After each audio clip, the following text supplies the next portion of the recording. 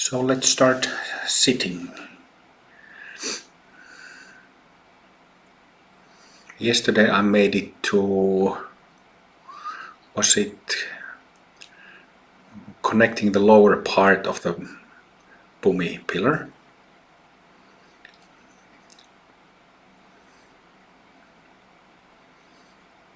If that's okay, I will cook like a, what do you call it in English, when you put leftovers from different foods into same? What do you, hodgepodge? Can you say that? No. Hodgepodge. Hodgepot, I think. What? Hodgepot. Hodgepot. think- Okay, hodgepot. So if you don't mind, I'd like to make one of those. From the leftovers of yesterday.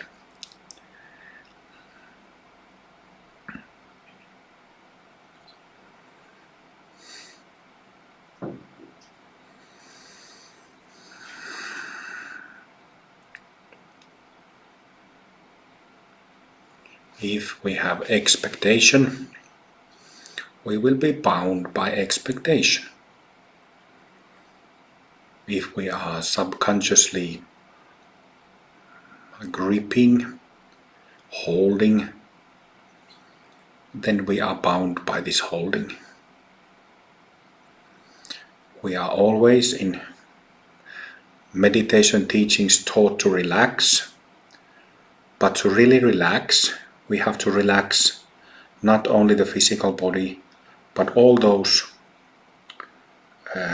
expectations, anticipation for something to happen, wish to be in a serene, blissful or heavenly state, or needing to keep control. All of those we need to let go also, relax also.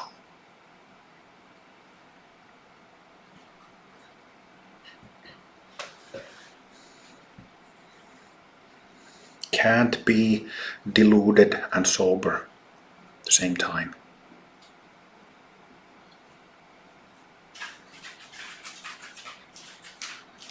Having said that, we were speaking of emptiness meditation, sunyata, kong. Kong it's in Chinese, ku in Japanese. And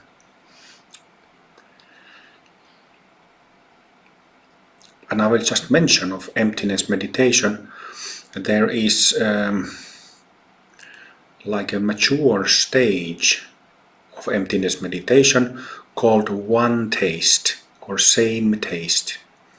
If you read writings from Mahamudra masters of the Mahamudra tradition, highly recommend reading Gampopa.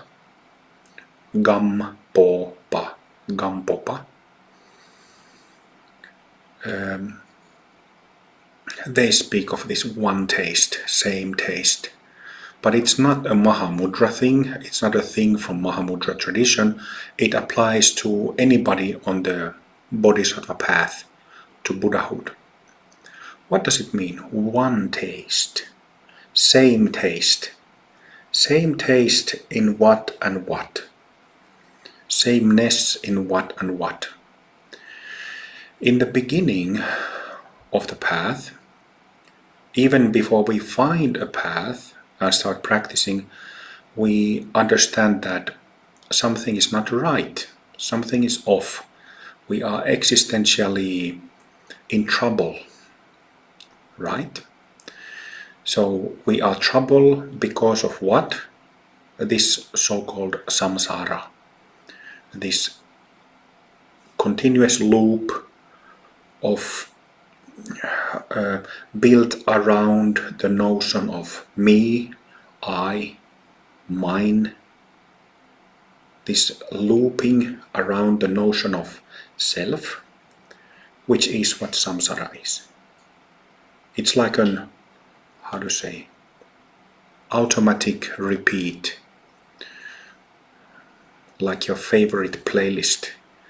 It's just that it's not like your favorite music. It's like a nagging stuff that has that sense of being off, something being wrong, something constantly bugging you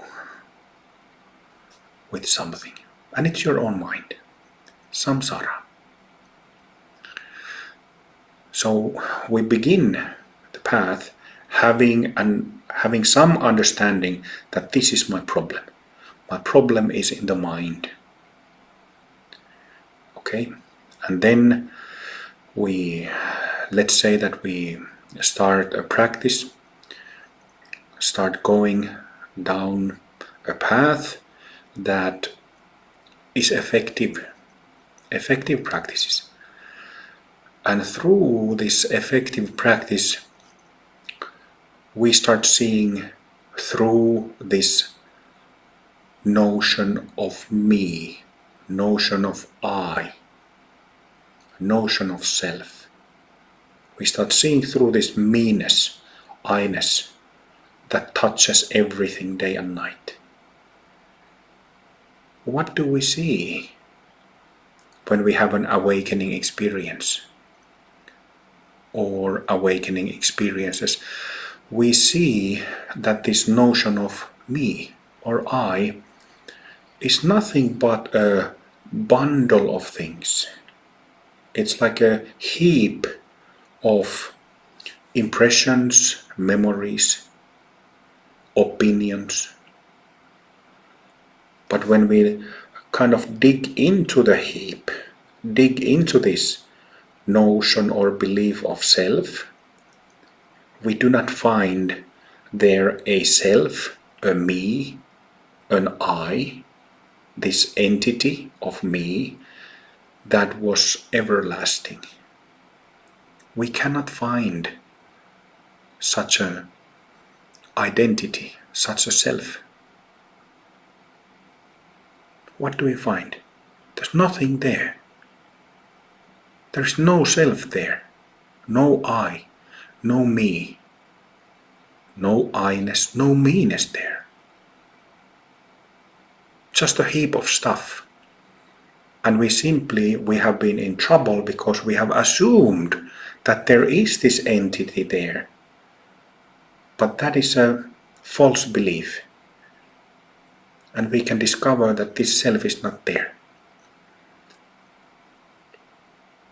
This has been discussed in detail in Awake, Handbook of Awakening, from website free of charge, and in What's Next on Post-Awakening Practice, my second book, in detail. Also in the third book, Buddhas Among Us. So I'm not gonna go through all of these things in this session. But this is what we start seeing through.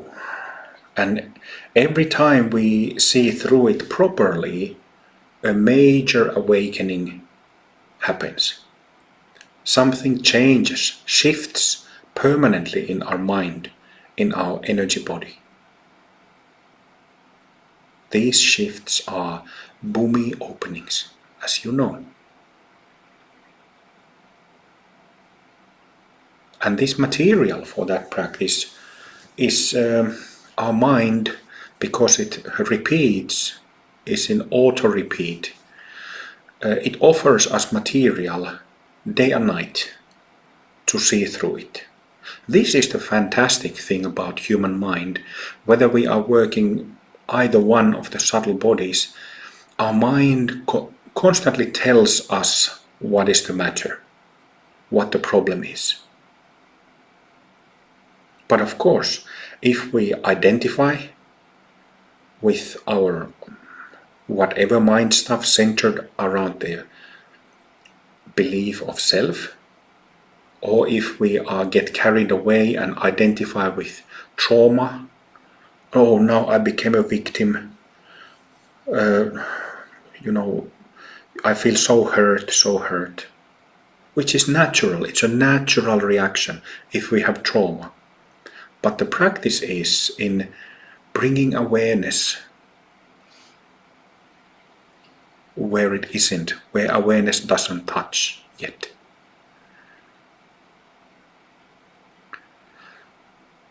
But awakening experience and experiences gives you that clarity, decreases this identification with mind stuff. And as you go through that process of awakening after the other, and again, you are not focusing on next awakening experience, you're focusing what is going on in your mind and energetics in your body right now. You cannot aim at next awakening except through doing your practice at this very moment. So that's what I said, that if there is an anticipation or a control, it will sabotage your practice right away. No matter how great method or tradition you're following, it will sabotage those expectations.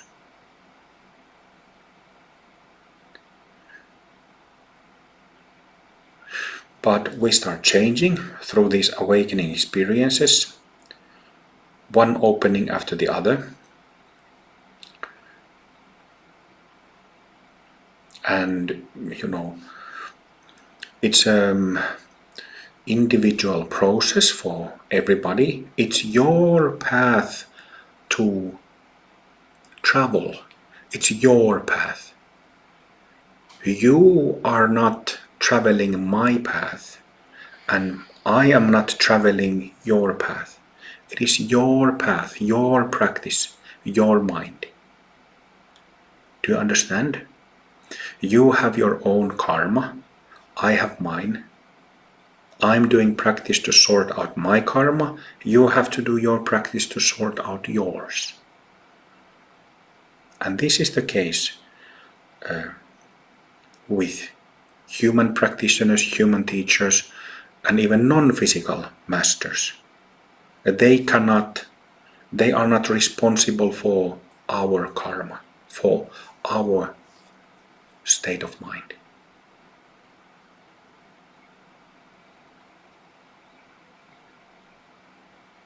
So if we are lazy, that is a problem. To who?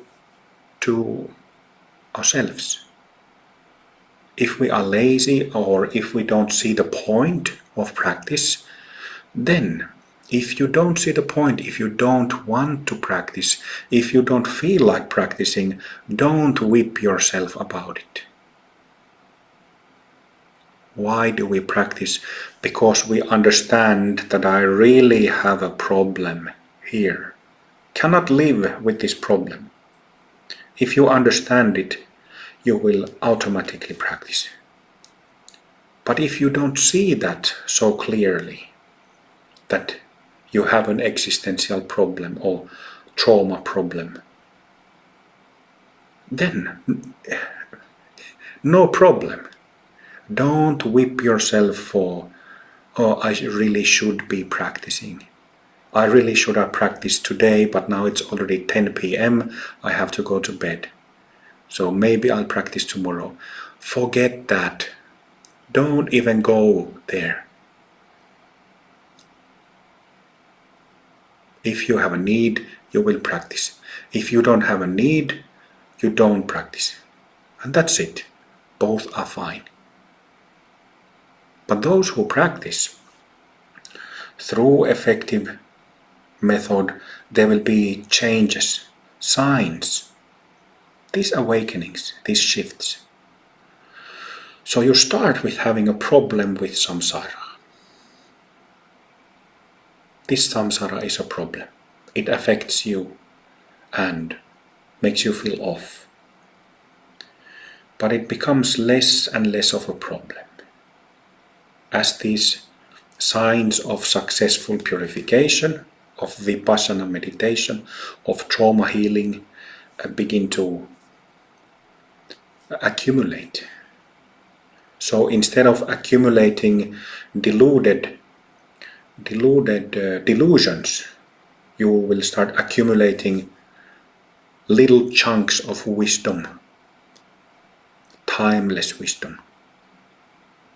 You will start accumulating experience, living experience of seeing, feeling, experiencing yourself as a Buddha.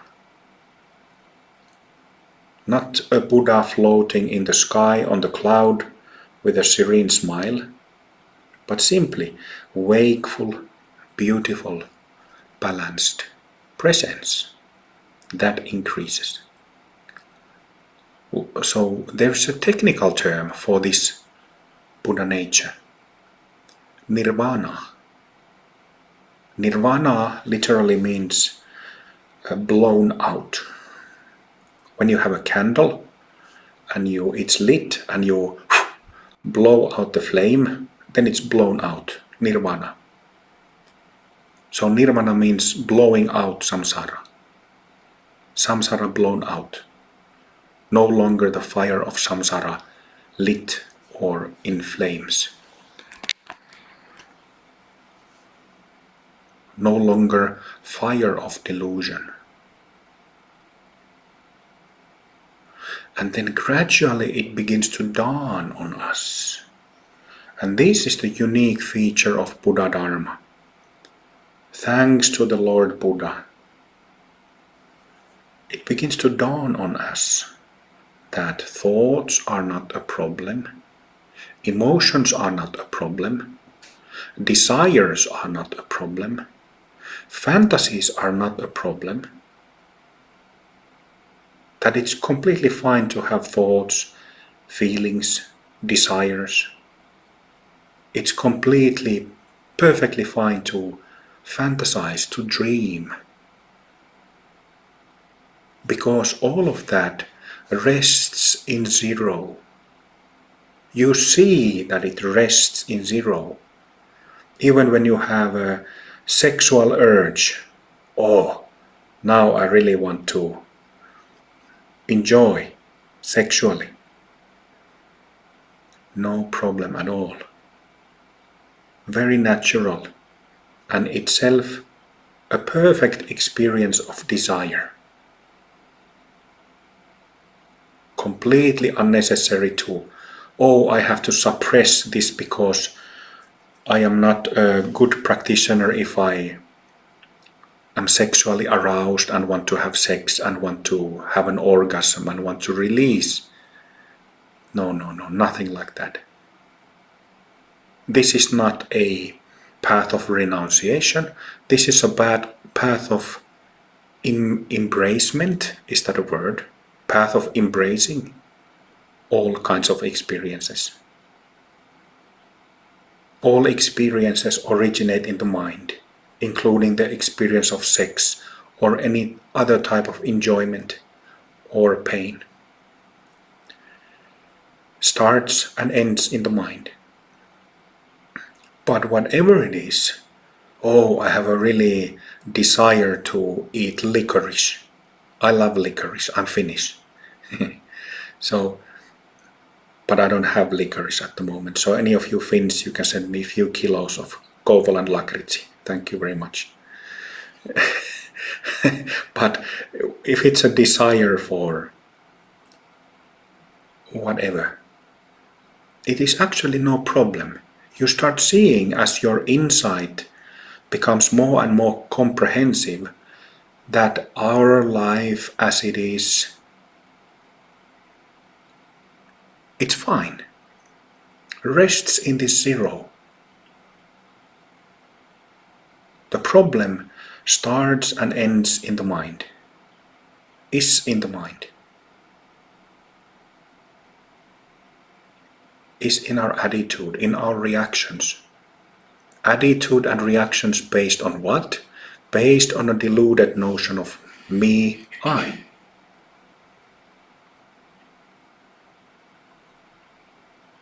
So this samsara, this self-centered, self-based living, begins to dissolve, begins to get blown out in this stable, beautiful, soft clarity, this nirvana. And when the self is out of the picture and psychological hurt is out of the picture, it becomes less and less. Then we realize that, oh, samsara and nirvana taste the same, have the same taste. One taste.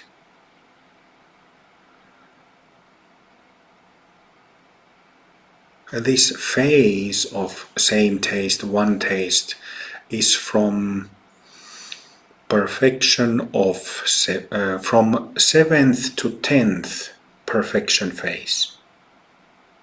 Perfecting 7, 8, 9, 10 bhumis. So it's an advanced state. But then you really see that, right, the masters, they did not deceive us when they spoke of this sameness of samsara and nirvana. But samsara and nirvana is also, it's just a third stage. After that, there is the stage of non-meditation.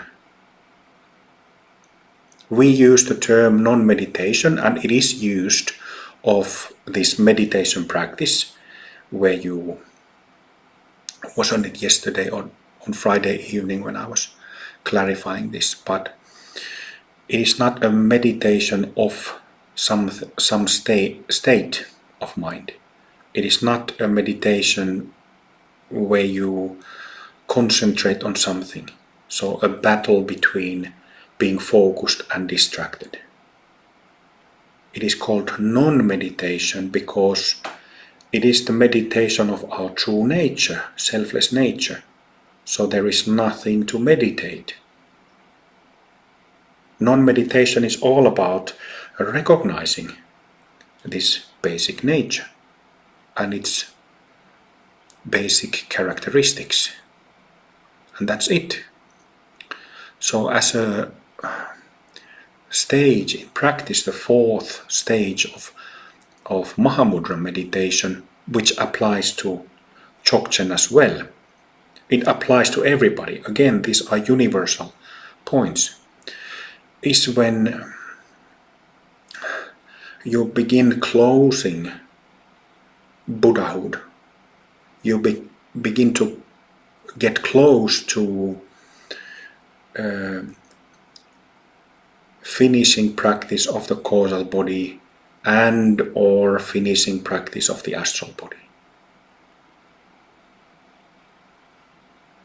So what does it mean as a stage? As a stage of practice, a stage of advancement? It means that you have to do less and less.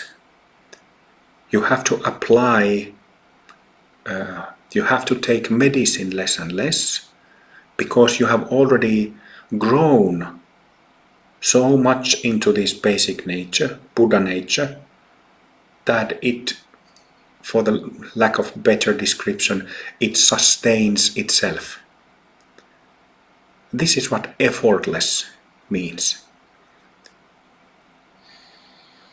Throughout the path we have to apply practices and do techniques so that we can shed the samsaric engine that keeps generating this stuff. We cut through it, shout perhaps 200 humpets, and then boom, the aura opens and we can see it. The veils, the layers of selfing momentarily relax, and we can see this clarity, softness, groundedness. So throughout the path we are doing these different things to re-establish, recognize again and again and again. But then, at an advanced state, you have to do less and less the more advanced you get. Because this is our true nature, Buddha nature.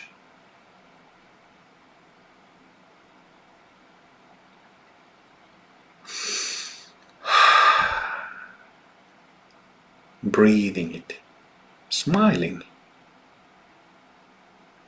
Not from this recognition anymore. It's not really a recognition at that point. It is who you are.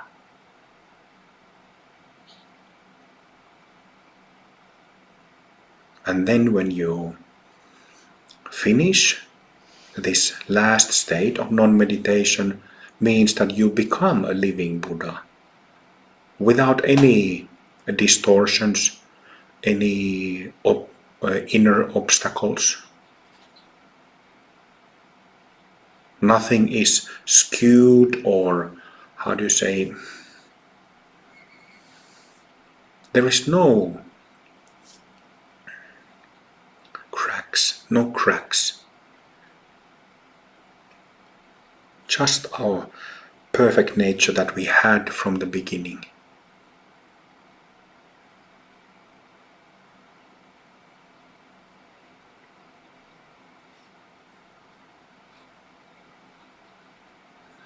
But I could continue a little bit if you don't mind.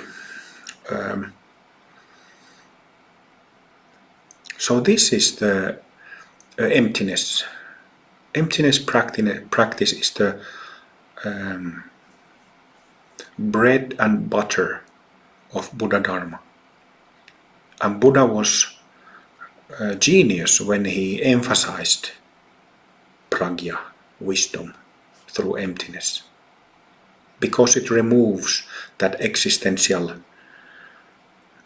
confusion, removes dukkha, existential pain.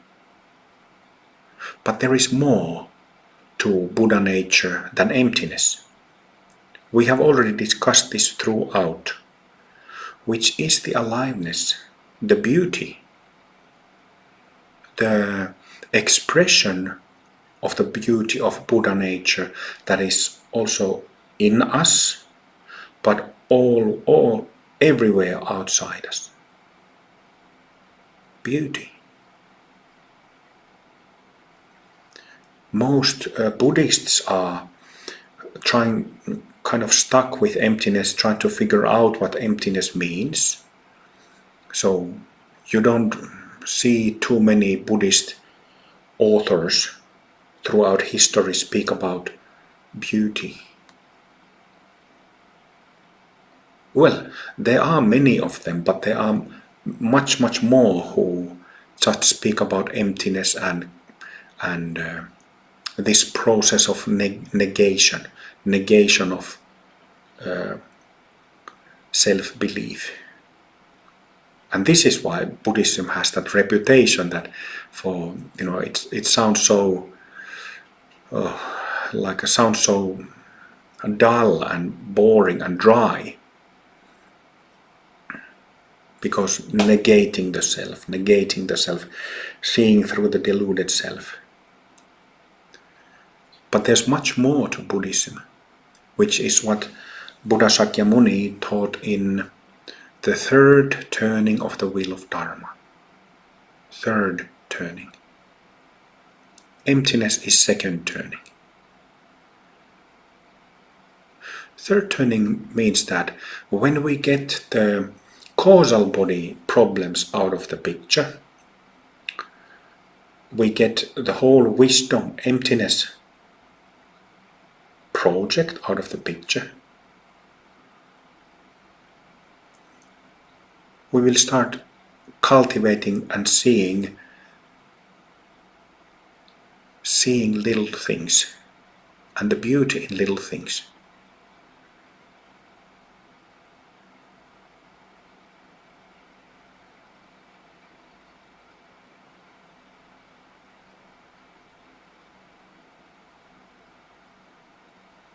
We are present in a way that we weren't before. And then we are present also to the little things.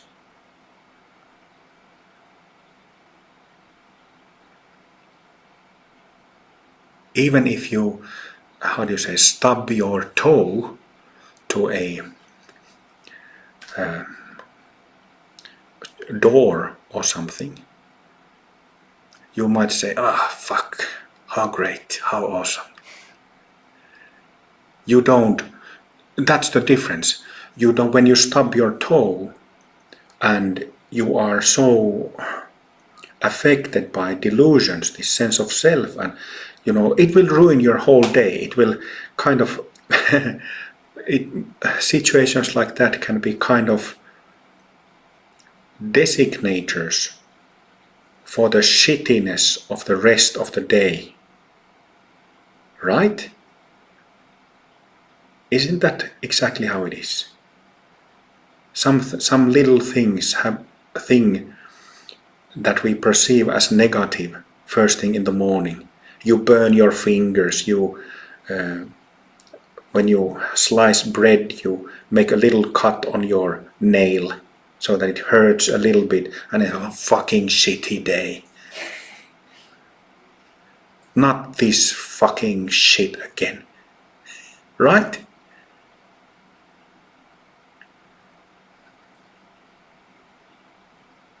I testify.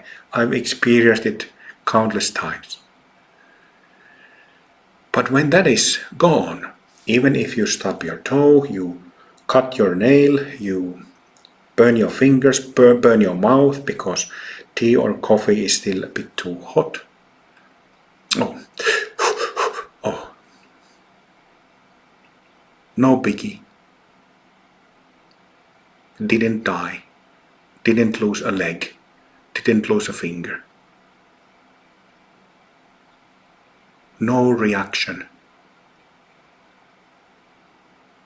No reaction, and then the consecutive following, like in the good old cartoons.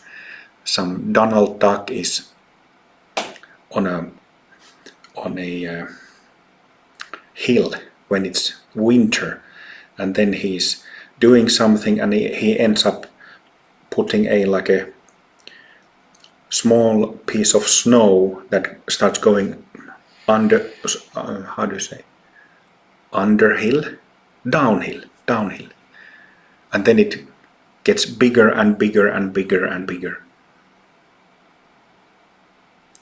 This is what happens when we are bound to the sense of self and selfishness.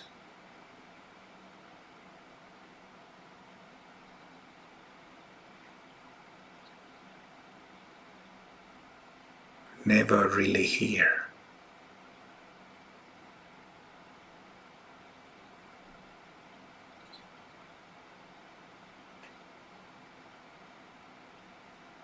Always running away.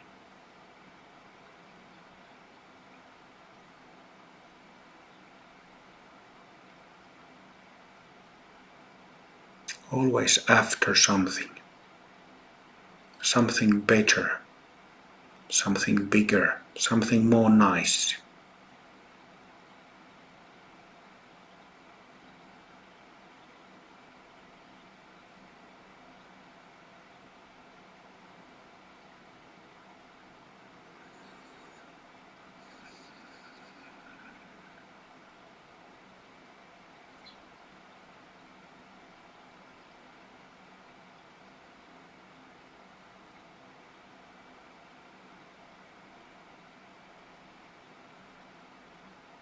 This seeking, this relentless seeking, it needs to end. We were talking about, I was giving this pastor's sermon, and I'm not going to get into that now because we already discussed, but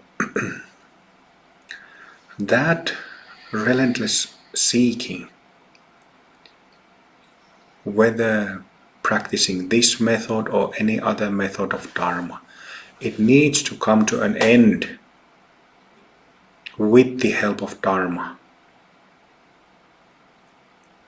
Otherwise you can throw away such dharmic teachings that do not enable that to happen.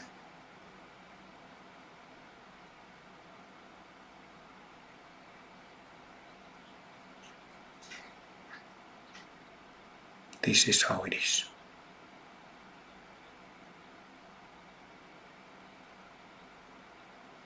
Swallowing down samsara.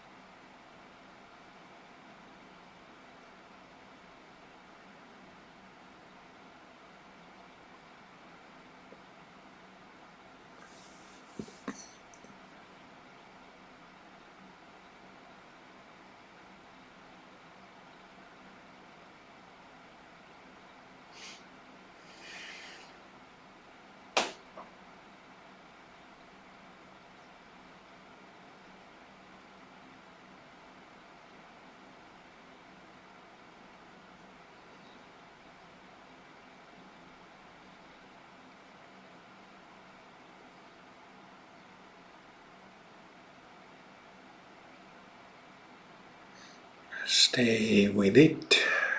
Let's lie down for about 15 minutes.